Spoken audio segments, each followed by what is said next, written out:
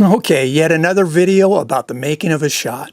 I got more than a few weeks into this one, so I document these things for my own amusement, and maybe the 3 people that follow me. This one uses a locked-off camera, right there, atop this old wobbly C-stand. I had to reinforce it more than a few times. I'm shooting this thing over here. It's actually the co-star of my new Bareknuckle debate video I've been working on for over a year now.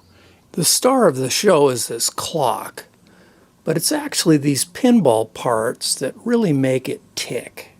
They all come out of this 1958 machine. Its parts are newer than mine, and most still work. So it's the guts out of this back box that animate a key sequence I use 3 times in the video.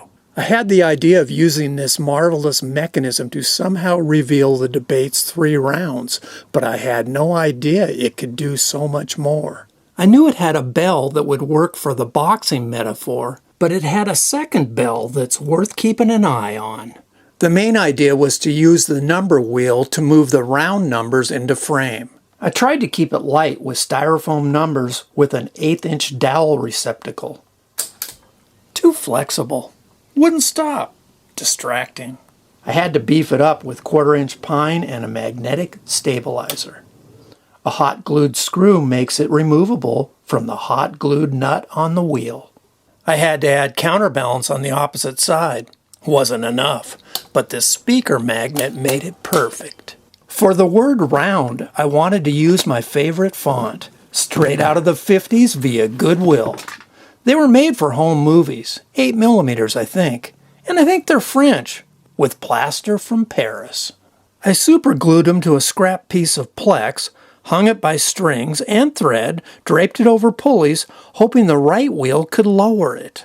The plan was to have this string from the eye bolt come down, wrap around, up and over the top, and loop around this hot glued screw.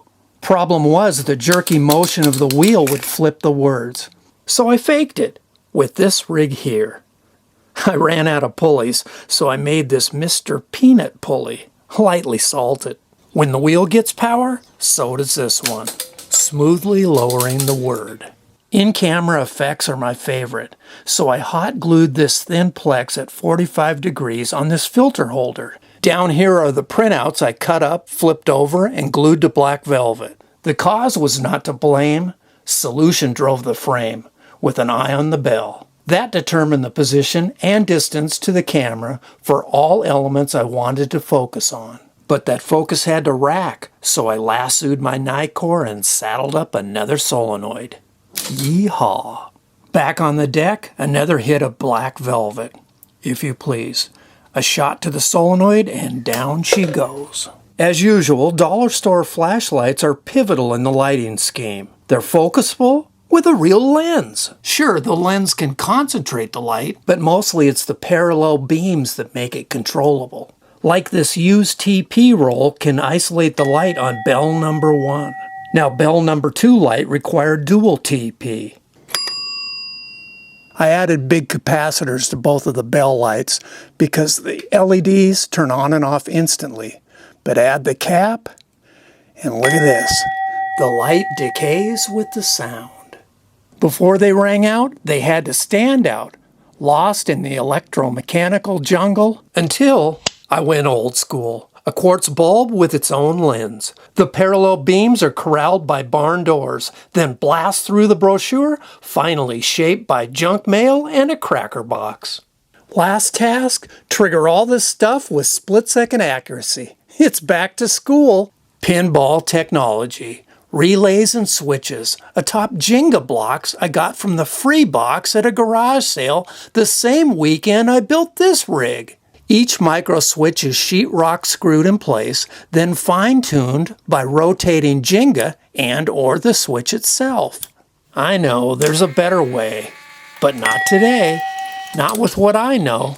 Anyway, all this for 6 seconds of screen time. Well, it is a 3-round fight.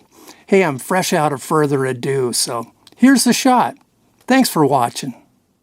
Just before the minute hand brings us back to the problem at hand.